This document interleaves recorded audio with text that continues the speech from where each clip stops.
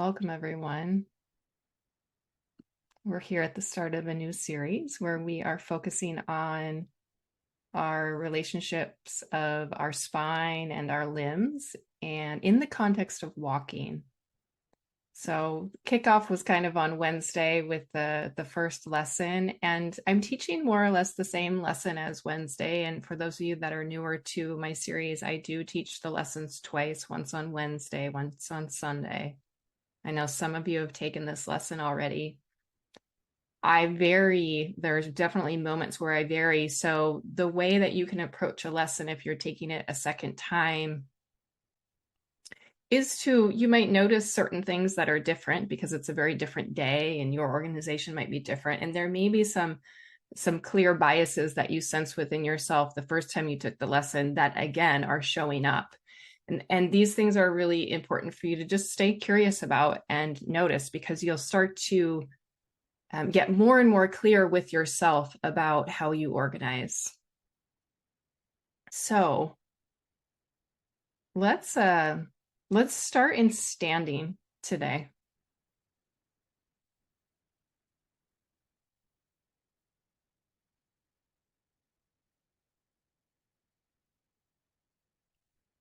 And if you come to stand and I just ask you to find your balance in standing, notice what you do. You might shift your weight a little bit. You might sense how your feet are meeting the floor. And when you feel like you have found your balance, close your eyes. And as you do this, going to find your balance, over which foot do you find a safer support? We all have one leg, one side that our nervous system feels safer on. So you're noticing if you can detect any kind of discrepancy between how you're supported by your right leg versus your left leg. This might be night and day, or it might be on this gray scale of they are kind of the same. It's a little harder to sense. So then you can ask yourself, does this have anything to do with the midline of my body? And when children are taught about the midline in math, in a math context, it's described as the line on which you only have one of something. And so for us and our bodies, that would be the nose, the mouth, the sternum, the belly button, the pubic bone. So imagine a line, and this line is subjective to you. So it does not need to be straight.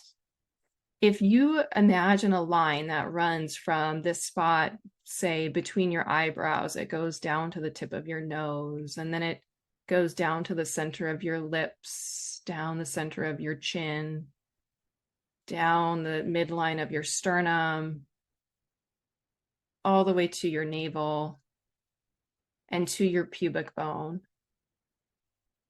Again, it might not be a straight line. It might have some zigzags. But then from the pubic bone, imagine that line continues to go down to the floor. And notice, does that line seem to fall closer to one foot than the other?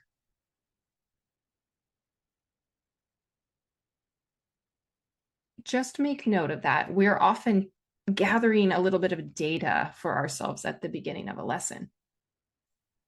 Now imagine a different kind of midline, a plane that would bisect you in half, right and left, a plane that goes from the floor all the way up to the ceiling. It cuts you in half, right and left.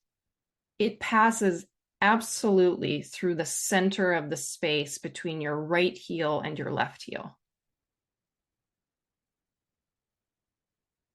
And notice what parts of your body seem to be on the left side of the plane versus the right side. Notice the way you imagine this plane. Is there more of a chest on the right side or on the left side, or is more of your head on one side of the plane? Yeah, what about your hip joints? Maybe there's one hip joint that's closer to the plane. even though we're thinking that that plane passes directly equidistant from the two heels, directly in the middle of where your feet stand. But it might not be the same higher up. If you think of that straight plane and it continues up, it might not be in the middle anymore when you get to your head. So this has something to do with how we find support. Great. Now open your eyes and keeping your feet planted, could you begin to turn and look around yourself? So turning your head, turning your eyes, turning your shoulders, turning yourself, but just not lifting your feet. And you sense for yourself which direction of turning around yourself feels a little bit more coherent. Generally, turning to one side is more available for most of us. And the other side has some kind of interference, something that makes it feel less simple.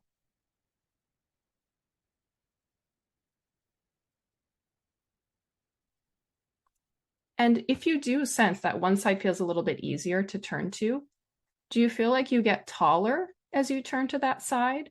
Or do you feel like you sink a little bit? And what about on the side that feels less easy? Do you get taller as you turn to that side, or you get a little shorter? Yeah, great. Just notice what you sense for yourself. Okay, now just walk a little bit in your space. So eyes are open. Use your space as you can. You might not have a big runway, so there's moments where you might need to turn and you can only take a few strides.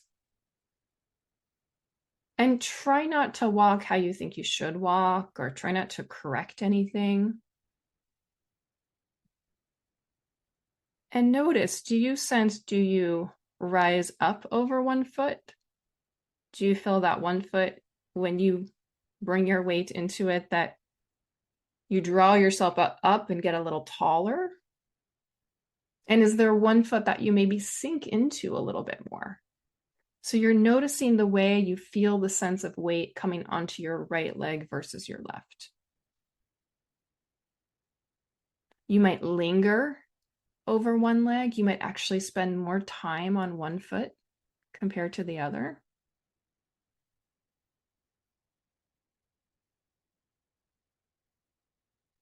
Great. And then continue walking and feel the very moment that the front foot, the foot that's stepping forward, the very moment that foot touches the ground, what are you doing with your chest? Where is your chest turned?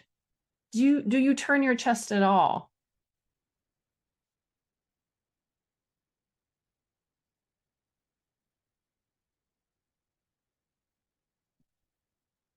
Great. What about your shoulders? What do you sense in your shoulders relative to the front foot?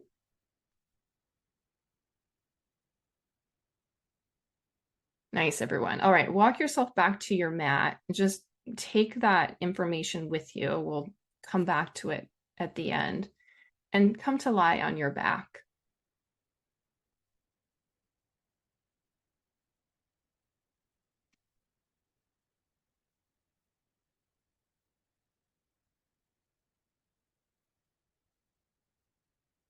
You're welcome to lie with your legs long or your knees bent, whatever feels the most comfortable for you.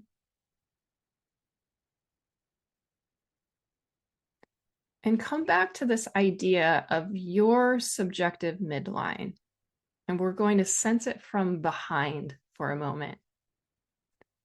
So if you imagine that you could take your finger and trace the back of your spine, starting from the back of your head, you can feel where it meets the floor. And going slowly, you start to trace down. You feel where the back of the spine, between your shoulder blades, how it might touch the floor. You continue to trace down the spine to your lower back, to your sacrum, to your tail. And sense that midline continues between the legs all the way between your heels. And listen now in lying, which heel is closer to the midline? Is one leg, is one thigh closer to the midline?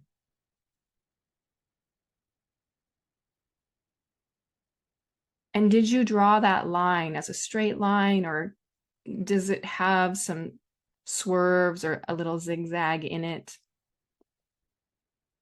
And you just enjoy that process of noticing which leg is a little closer to the midline, how it meets the floor, if it's rolled a little inward or outward.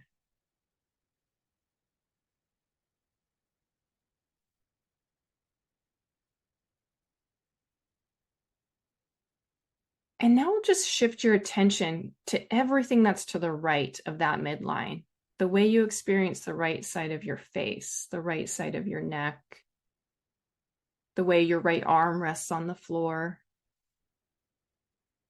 the right side of your back, the right side of your sacrum and pelvis, all the way down through your right leg. And you listen to the sense of your right self. It may have a specific tone, a specific emotion, a kind of vibrancy.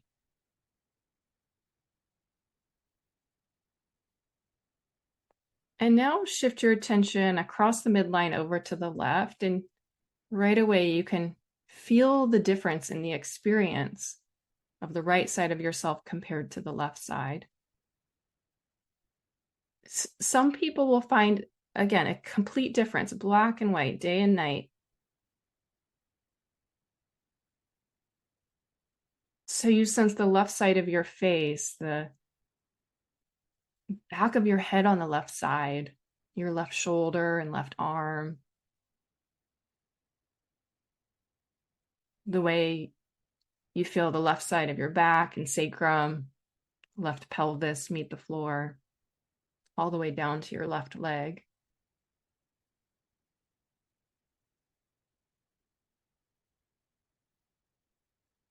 Great.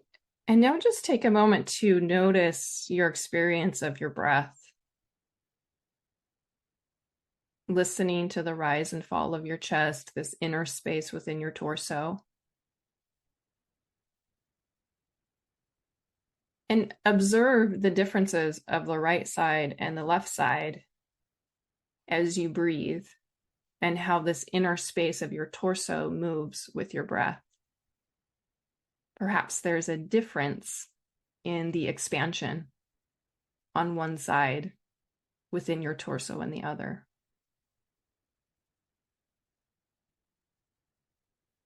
And notice if it's easier to expand into the right side of the torso or the left.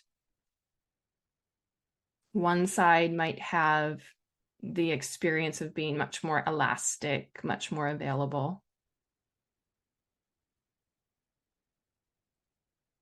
Whichever side feels easier to breathe, to expand, could you imagine that you are only breathing into that side, as though the lung or the lungs on that side are receiving all of the air and expelling all of the air?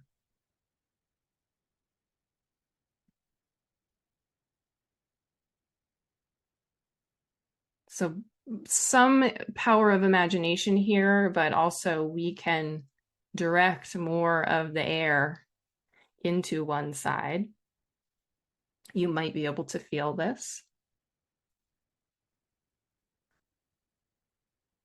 Good. You're breathing in a way that's absolutely comfortable. And now switch and breathe into the other side. Again, as if you're only breathing into this second side. Imagine the lung or the lungs on that side expanding as you inhale, feeling the way the chest on that side moves, the internal space of the torso.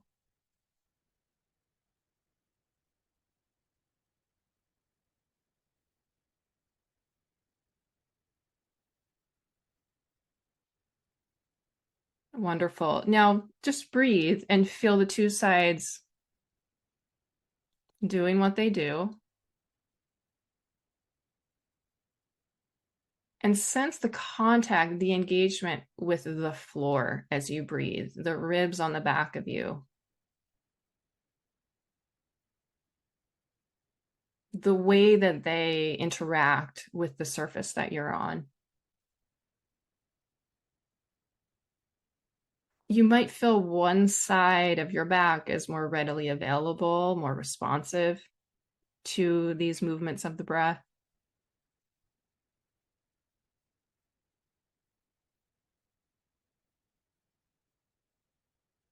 Great. Now just breathe comfortably. Close your eyes if they are not closed. And now imagine, instead of this subjective midline, you imagine that a plane is dropped from the ceiling down through your body. You could imagine, this image can be a little confusing if you haven't done this imagining with me before. So you could imagine you are lying on a stage, you're lying on your back, and a very flat curtain from the ceiling slowly starts to lower. And it lowers down as if it could magically go through you. It lowers down so that it bisects you perfectly into a right and a left side. Now, again, this is different than your subjective midline. This is a straight line, a straight plane that divides you left and right. Notice where your eyes lie relative to the plane. Is one eye a little closer to the plane? And go ahead and roll your head so that the eye that's farther from the plane starts to come a little bit closer to the plane. It doesn't cross the plane. It just starts to approach it, so that you shorten the distance from the plane and this eye, not crossing the plane, but just coming up right next to it.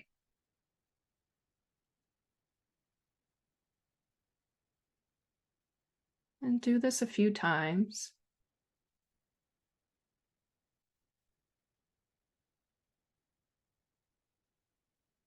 Good. Now we'll just gently roll your head right and left and feel that you're bringing one eye a little bit closer to the plane and then the other eye. But at no moment do either eyes cross the plane. You're not breaking the plane with the eye. You just bring one eye a little closer to the plane, which means the other eye comes farther from it. And you do this, you turn the head a little one way and the other. So you do this with both eyes until you get a clear idea of where the middle actually is. Paying attention to your experience of when you're actually in the middle, when the plane sits equal distant between the eyes.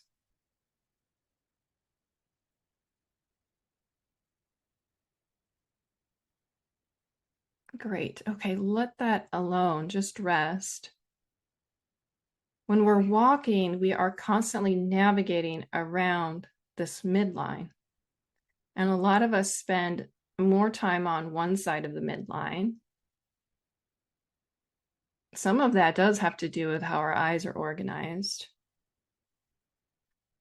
So as we continue this lesson today, what I hope you will learn is a little bit about how it is that you organize. So a lot of the questions are open-ended so that you can clarify what it is that you do. Okay, try the same thing with your chin. Feel where the plane passes through your chin. Thinking of your chin, you could think of your lips. Feel whether there's more of your lips to the right side of the plane or the left side of the plane, and gently roll your head a little bit so that you exaggerate. You bring more of the lips to one side of the plane, very consciously on purpose. And then as you roll back, you notice that moment where the plane passes right through the center of the lips.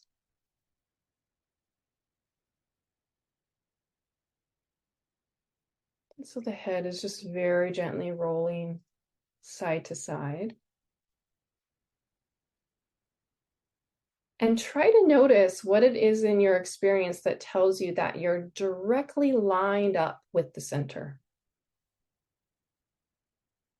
What's the sensation that tells you you're just about to come into the center? And then what does it feel like as you leave the center, that moment that you pass the center?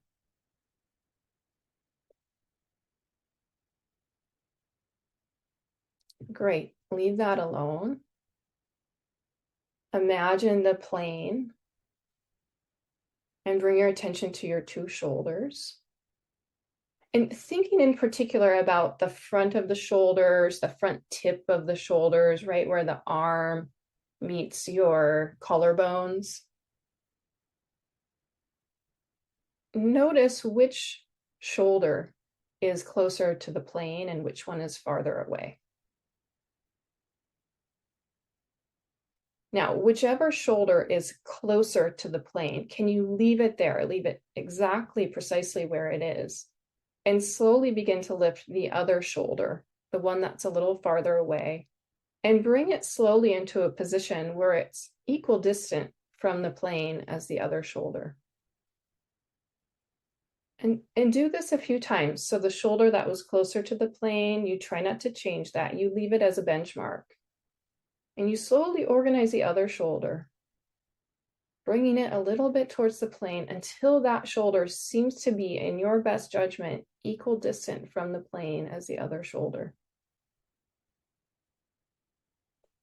And just see as you do this, if you can really pay attention to the details of your experience. What is it that tells you the distance is becoming equal? Where's the muscular tone that tells you there's an equal distance? What's the sensation of the weight on the back? How does your relationship with the floor on the back of you change?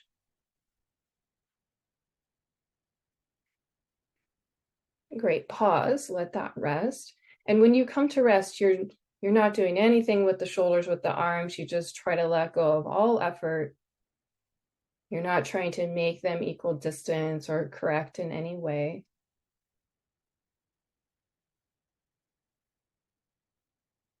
Good. Now, the shoulder that seems to be closer to the plane, could you now slowly move that shoulder a little away from the plane? Just very gradually until it starts to become equal distant to the other shoulder that's across the way. Now, the point here is not to accomplish it, but to sense within yourself what change has to take place in order for this condition to be met, to feel, to sense that the two shoulders are equal distant. What's the change that you attend to within yourself?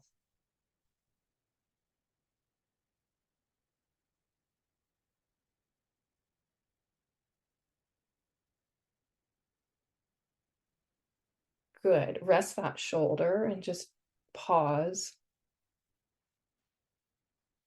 Notice the width of your body, the dimensions of how you perceive yourself in space. And could you slowly lift your right hand and begin to bring the palm of your right hand to this imaginary plane or this imaginary curtain or pane of glass, however you want to imagine it. You start to bring the palm of your right hand to the plane. Don't touch it though. It's very important that you don't actually touch it. Your fingers don't poke through it. So your fingers are long and the right palm is coming to touch this plane. Yeah, bring the right hand right over the sternum, but it still is right there at the plane. The fingers could point towards your head. The fingers could point towards the ceiling. whatever's comfortable with your wrist. Yeah, and some of you have already broken through the plane, so the fingers are kind of poking through the plane. So if you can, lengthen through your fingers so that the palm and the palm of the fingers are just right there on the plane. Yeah, and just move your right hand a little down towards your feet, a little up towards your head. It's almost touching the surface of that plane, but it's not quite there. And you're trying to sense this midline.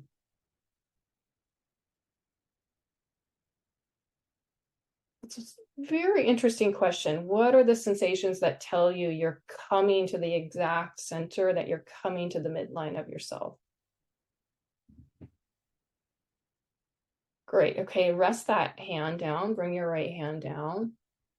And very slowly, gently start to pick up your left hand, keeping the hand soft and sensitive, but the fingers are long. Bring your left hand very slowly to the plane without touching the plane. And you feel what's telling you that you're getting closer and closer to the plane. That's right. The hand needs to be fairly flat so that the fingers don't poke past the plane. It's as if you're putting your palm on a window pane. Just listen to the internal sensations, the details that tell you you're right there or you're almost at that center place.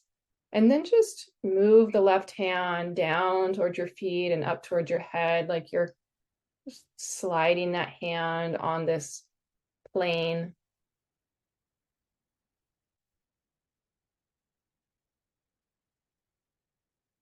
Yeah, going slowly because you're becoming very interested in the experience of when you come to the middle, that 1/10 of a millimeter further, and suddenly you feel as though you're on the other side.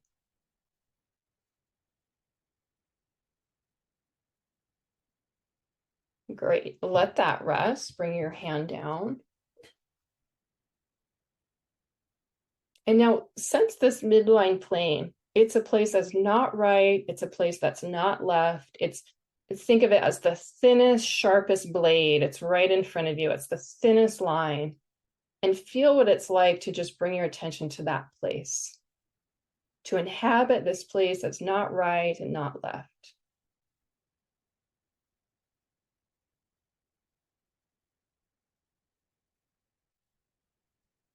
Great. Now bend your knees and stand your feet if they're long.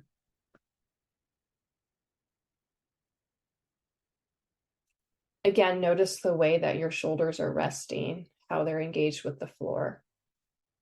And just feel this within yourself. If you were going to lift one shoulder a little away from the floor towards the ceiling, which shoulder would be the shoulder that you would choose somewhat spontaneously? Which shoulder would you move forward? And begin to lift that shoulder. Watch as you lift it. Listen to the sequence of the movement. The very first moment of initiation, the first moment of perceiving the activity of lifting. And then, of course, you lower it down, you pause, and you repeat this a few times. And you listen to the activity in which you need to overcome gravity, to overcome inertia. You watch yourself engaging yourself to lift. And you can notice how much muscular activity you actually need to lift this shoulder. That's right. And it's not a lifting of your elbow. It's not a lifting of your hand.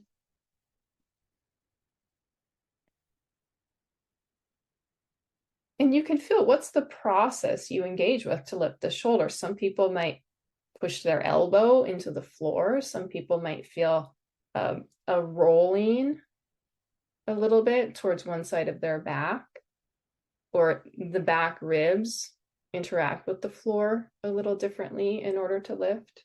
So you stabilize something within yourself so that the shoulder becomes free to lift. Can you sense the tone somewhere in yourself by which you make yourself stable with the ground so that you can lift this shoulder. And you feel, how do your ribs participate? Does your pelvis or your sacrum participate?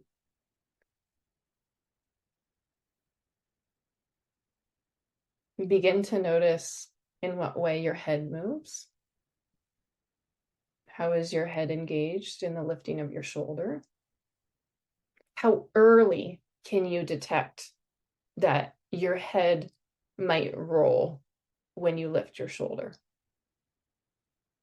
So notice this and notice what direction the head is rolling with the movement. So you're still lifting the same shoulder, the first shoulder.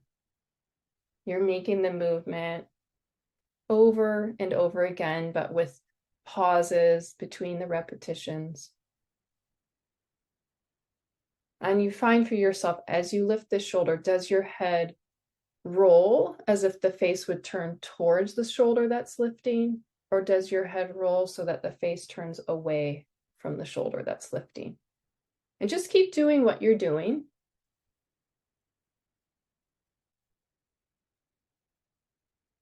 Feel the pattern, make it clear for yourself.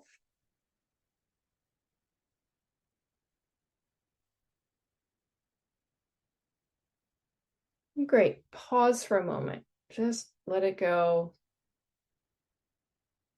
Sense your breathing, your exhalation.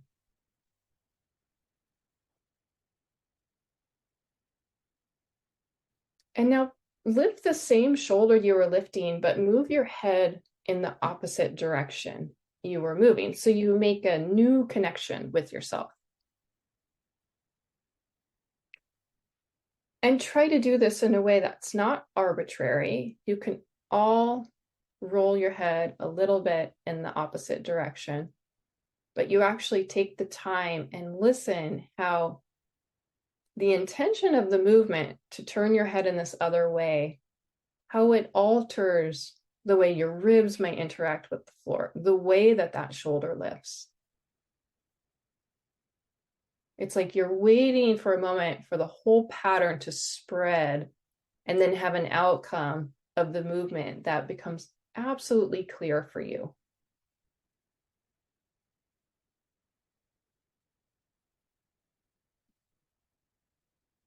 Good. Stay with the same shoulder. You lift the shoulder and you lower the shoulder, but you lift the shoulder and one time you roll the head one way, you lower the shoulder and then lift the shoulder and roll the head the other way.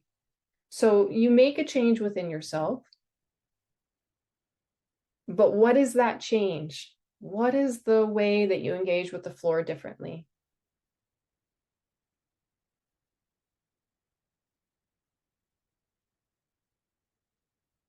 When you have this kind of connection, you could organize the movement from the floor with your ribs.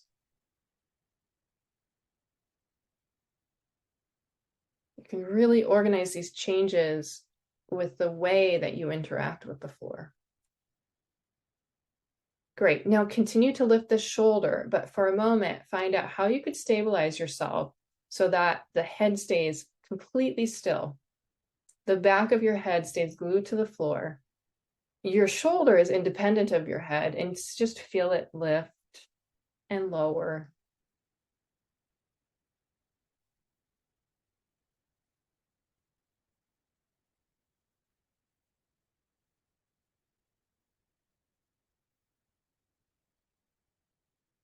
Great. Let that pause. Let it all rest. You can lengthen your legs.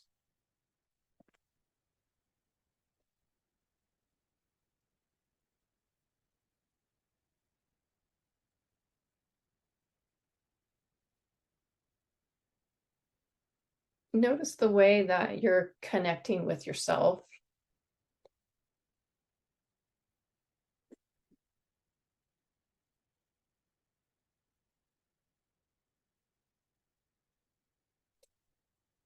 Great. You can keep your legs long. You can bend your knees, whatever's most comfortable. Begin to lift your other shoulder, the one you haven't been lifting, the one you haven't been working with. And just watch very carefully within yourself how you begin to initiate, how you lift this other shoulder. And you probably did not choose to lift this shoulder first for a reason. It could be a reason that has a story for you. It could be something that is a reason for you to go slower, to take even more care. And you listen for the very beginning intention, the way you send the intention within yourself to start to engage the musculature, to lift, to resist gravity. And how quickly can you sense, can you detect what happens with your ribs? How early can you sense the head rolling? And in what direction is it?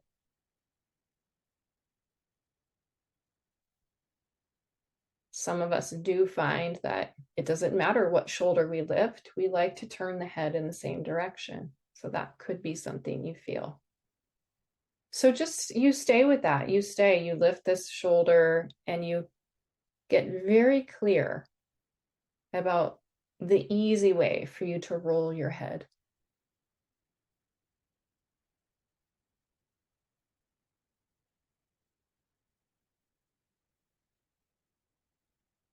Great. Now keep lifting the same shoulder, but try rolling your head in the opposite way.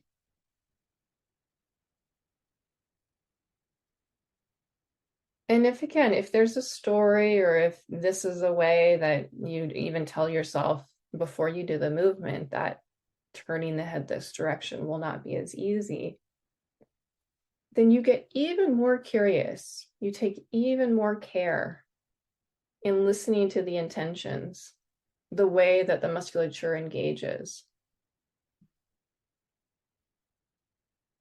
It's not about going far. Good. Keep the same shoulder lifting and try rolling your head one way. And then you lower the shoulder and then the shoulder lifts and you roll the head the other way. So you alternate what directions the head rolls.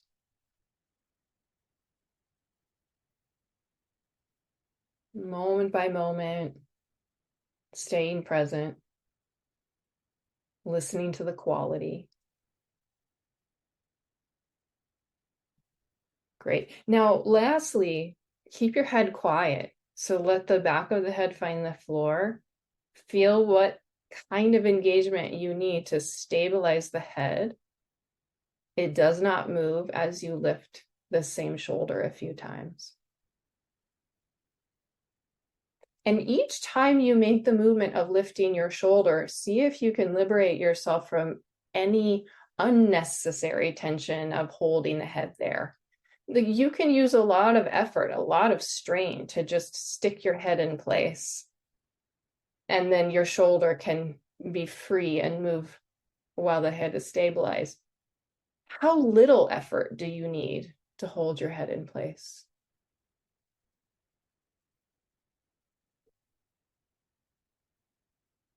Great. Okay, leave it alone. Let it rest. Sense your relationship with the floor now, with your breath, your sense of being a whole person, a wholeness in yourself.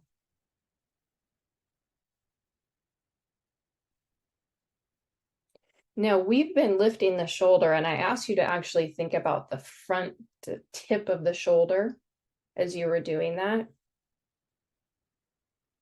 Now we're going to make the whole shoulder area a little bit more three-dimensional. Can you feel your scapula, or also called your shoulder blades, that are on your back? Feel how they're meeting the floor.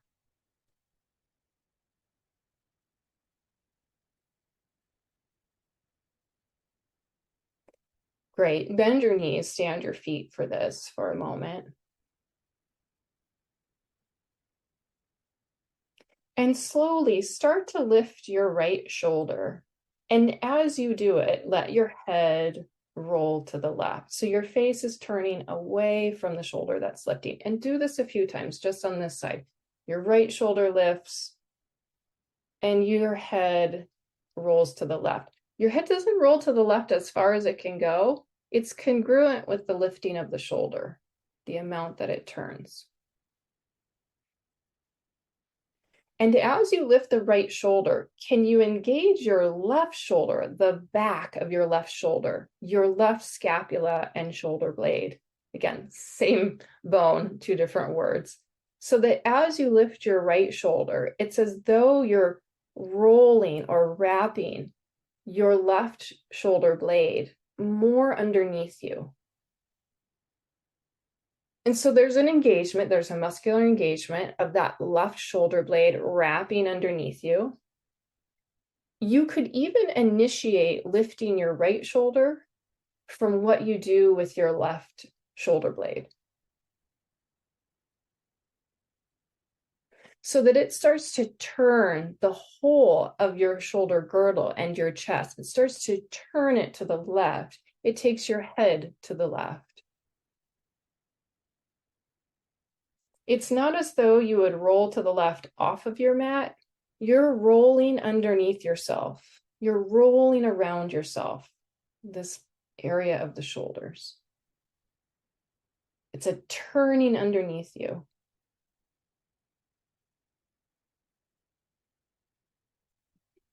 Great. Pause in the middle, and your middle might be changing.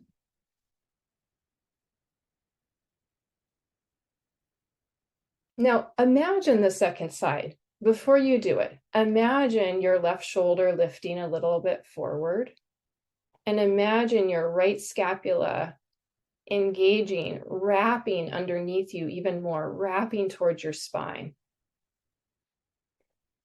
Imagine those actions happening together so that your chest starts to turn to the right, and it would turn your head to the right. And see if, as you start to actually do the movement, you could initiate the movement with your right shoulder. So you take your right scapula and you wrap it a little bit underneath you towards your spine. You feel that engagement propels the left shoulder to lift. It invites all of the musculature in the front of your chest and your neck over to the right, so that it would be easier for you to see what's to the right of you. But it's all starting with that right scapula wrapping a little bit underneath you. And hopefully the experience starts to become less of a collection of parts or a number of anatomical words that you're hearing from me, but more of this whole experience of this turning, rolling of your shoulders to the right, rolling everything underneath yourself. Great. Okay, let that pause for a moment.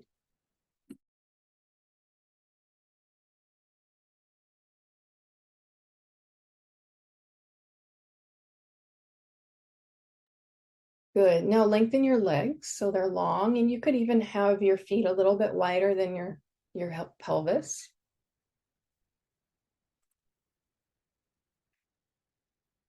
Sense the symmetry of your connection with the floor, the availability to experience the right and left side of yourself. And now, can you alternate what you're just doing with your shoulder? So lift your right shoulder as you wrap the left shoulder blade more underneath you. It turns yourself to the left a little. And then you lift your left shoulder and your right shoulder blade wraps a little underneath you, and it turns your chest to the right. And you go back and forth slowly. And as you do that, I'd like you to just pay attention to your legs. Your legs are long now. Does this movement, this reorientation of your chest, turning of your chest to the right and to the left, this reorientation of your head, does it have any effect on your legs? Does one leg feel like it gets longer at any moment? Does one leg feel like it gets shorter at any moment? It's a big question. Might not have an answer.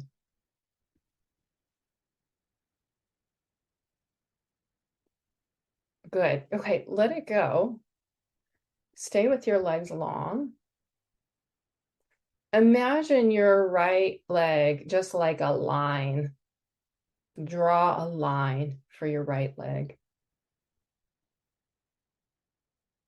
Keep that line straight and shorten the line towards yourself so that you sense the whole line of the right leg is coming towards the right hip joint. And it has some effect on your spine. It directs some kind of force through your torso. And try this a few times. You think of shortening the right leg and then letting it go. It's as though someone were sitting right at your right heel and they give a little push through your right heel so that your leg shortens into yourself. You could imagine your right leg as a stick,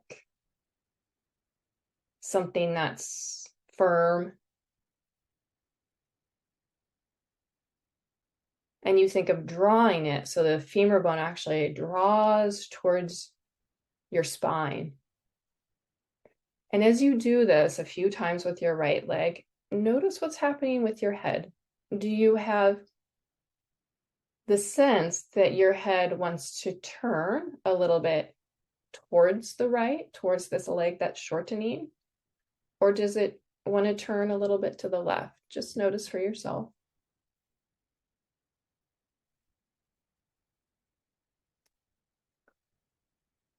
Good. Pause. Sense your two legs for a moment.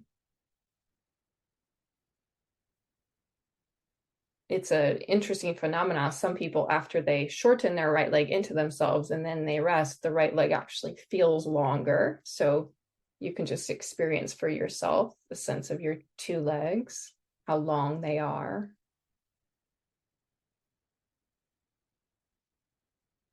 Bring your attention to your left leg. Draw a line for it, a very simple line, like you're drawing a stick figure. Keeping your left leg straight, just begin to shorten that leg towards you. And you feel, the movement go into the hip joint and then stop? Or does the movement go through the hip joint, through the pelvis, through the sacrum, up your spine to your head? So you follow that chain and you can feel, maybe it does stop somewhere along the spine, or maybe it only goes into the hip joint.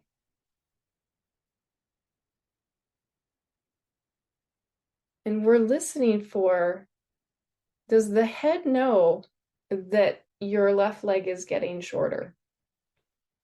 That there's some sense of it stabilizing into you?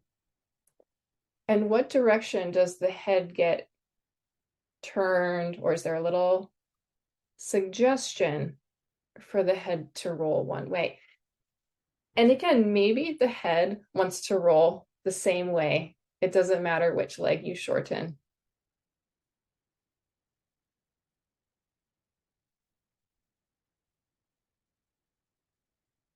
Okay, pause for a moment. Now, shorten the right leg. Relax that, and then shorten the left leg. And begin to alternate. And feel as you shorten the right leg, the left leg can get a little longer.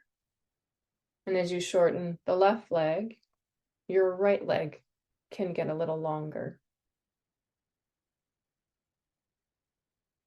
And for some of you, it's very clear the direction that the head turns, the direction that the head rolls, this force through yourself.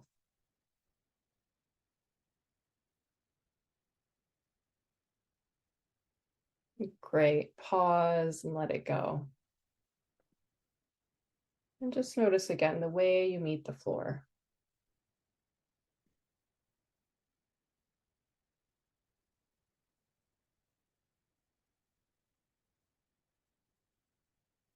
Now, bend your knees, stand your feet. Remember that plane, that flat curtain that came down from the ceiling and it bisects you into a right and a left.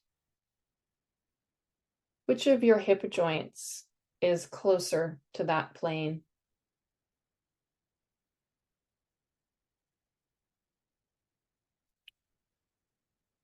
Whichever hip joint's closer to that plane, can you start to lift it a little bit?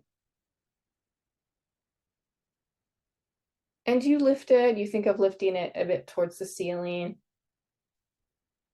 And maybe it also rolls a little bit closer even towards the plane. Whichever hip you're lifting, can you think about the opposite side pelvis, the back of the opposite side pelvis, that side of your pelvis, just like your shoulder blade was doing, it rolls a little bit underneath you. It's as though you're trying to draw that side of your pelvis closer to the midline. So that something about the side of the pelvis that's not lifting engages with the floor so that it's very clear for the side of the pelvis that is lifting that it can free itself, that it can lift. Great. And as you explore this little turning of the pelvis, see if you can keep your knees directed at the ceiling so that your two thigh bones stay more or less parallel with each other.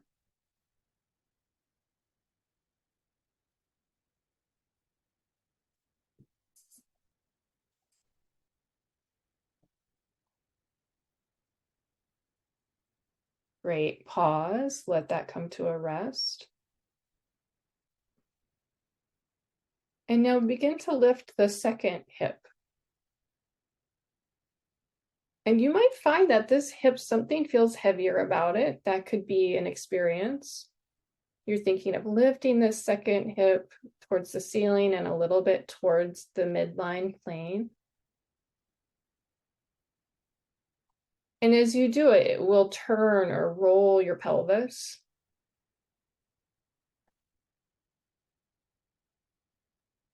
And the side of your pelvis that is not lifting, how can you engage that? Think of rolling it more underneath you towards the midline so that it's a part, it is supportive and helpful to lift the other hip.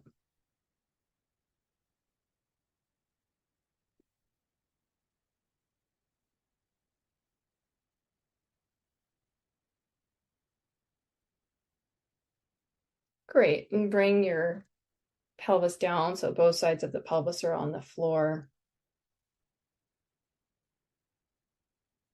And just very quietly lift one hip and then lift the other hip and just alternate. And you can feel this shift of weight across the back of your pelvis, across your sacrum.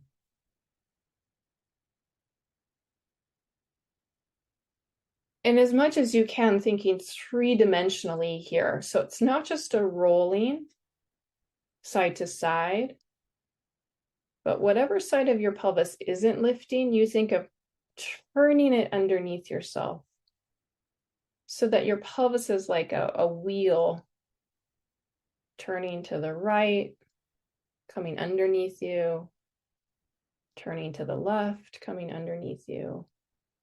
Yeah. How quiet can your knees be? Can you do this without letting your knees sway right and left? It's a different set of muscles than if we let the knees sway.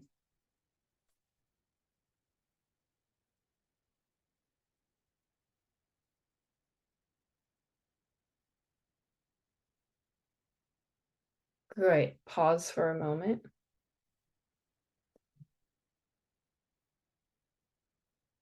Now, just in your imagination, just really do this in your imagination first. In your imagination, lift your left hip and your right shoulder. They're coming a little bit towards the plane. And then lower them down. And in your imagination, lift your right hip and your left shoulder as though they're coming closer to the midline plane.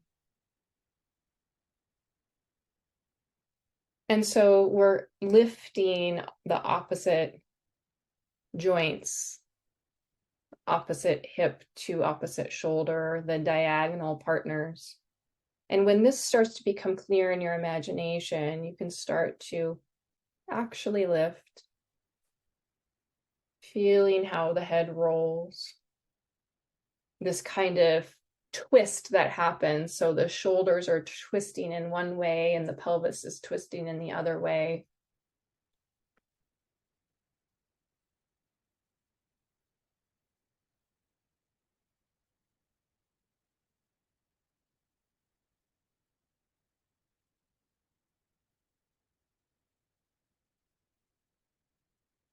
Great. All right, let it rest. Let your legs lengthen. Sense the way you lay with the floor now.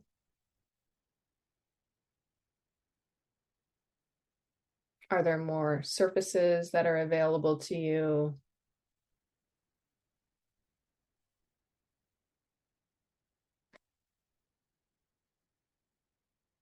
Good. Roll to your side and come to sit.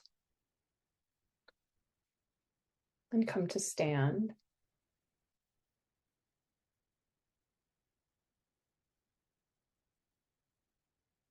As you come to stand, can you draw that subjective midline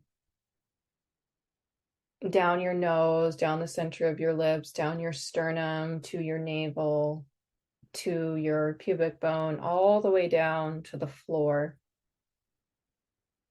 And you notice the way that the two heels relate to this line. Is one closer to it?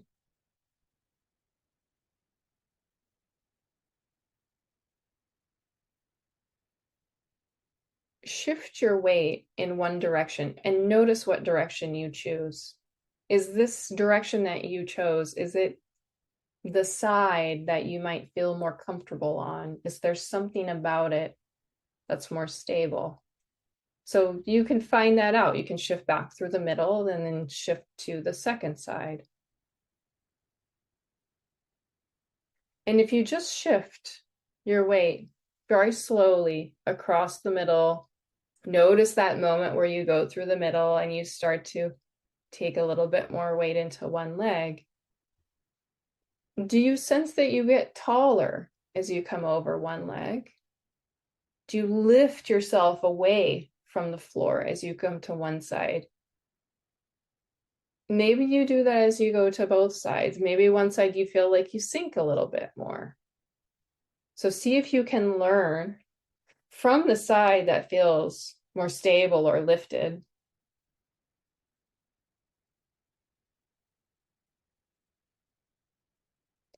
And then open your eyes if they're closed and step your right foot forward as though you're just taking a single step. You keep it there. So you still have the left foot on the floor. Maybe the left heel is a little lifted. More of the weight is in your right foot. And just explore the idea of drawing. Remember when we were shortening the leg, of drawing this right leg a little up, away from the floor. It's not a lifting of the shoulder. Sometimes this idea of sort of pulling your leg away from the floor, it can manifest with the shoulders lifting into the ears. So it's just a drawing up. And you can notice then, where's your chest oriented? Is your chest oriented a little bit to the right? Are your eyes oriented a little to the right over this leg? They might be oriented to the left. So you sense for yourself. And then just try stepping your left foot forward and spend a little bit of time with your left foot forward, feeling what it's like for you to stand stacked over your left foot, lifting yourself up from the floor on this side. And you could feel, what is it like to turn, to orient your chest a little bit to the left, as though it's maybe the chest is pointing right in the direction your left toes are pointing, or maybe it turns a little more. Just see what's available here.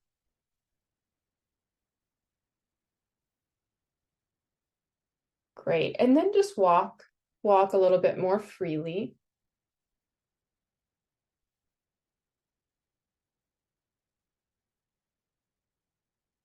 And so simply notice if there's a different experience of your awareness in walking,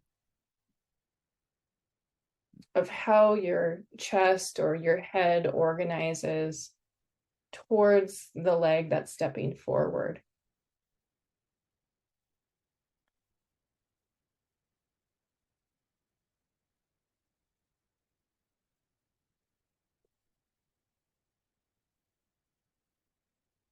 Great. Okay. So you can continue to stay curious about that this week. We'll keep exploring this a bit more as we continue. Thanks for your attention, as always, and